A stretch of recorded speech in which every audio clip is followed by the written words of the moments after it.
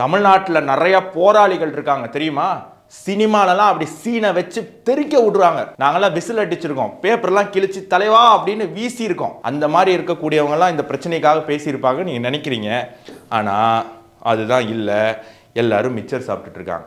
சூர்யா அதிமுக ஆட்சியில custodial death நடந்த போது நம்ம எல்லாம் மிச்சர் சாப்பிட்டுட்டு இருக்கோம்னு சொல்லிட்டு இப்போ அவரும் ஜோதிகாவும் ஏதோ ஒரு வெளிநாட்டில் உட்காந்துட்டு மிச்சர் மட்டும் இல்லை நிறையா விதவிதமான வகைகளில் உணவை சாப்பிட்டுக்கிட்டு இருக்காங்க. இவர் யாரு தெரியுமா? இவர் முக்கியமான ஒரு இயக்குனர், ஞானவேல் அப்படின்னு சொல்லி ஜெய் பீம்னு ஒரு படம் எடுத்தாங்க தெரியுமா? நம்ம முதலமைச்சர் ஆன உடனே போய் முதல்ல பார்த்த படம் அது. அந்த படமே கஸ்டோடியல் டெத்தை பற்றி தான். ஆளை காணும், சைலண்ட் மோட்ல போயிட்டார். வாயில் ஏதோ ஆப்ரேஷன் போல இருக்கு, வாயை பூட்டி வச்சிருக்கார். அப்புறம் நம்ம ஆண்டவர் ராஜ்யசபா எம்பி, சூப்பர் எம்பி, இப்பதான் எம்பி எல்லாம் ஆயிருக்கார். அப்படியே ஒரு தப்பை பார்த்தா பொங்கி எந்திரிச்சிருவார். ஆனா அவருக்கும் பொங்கலை, என்னன்னு தெரியல, அடியில் எதுவும் ஸ்டவ் எரியலையா என்னன்னு தெரியல, அவரும் பொங்காம அப்படியே அமைங்கிட்டு இருக்கார்.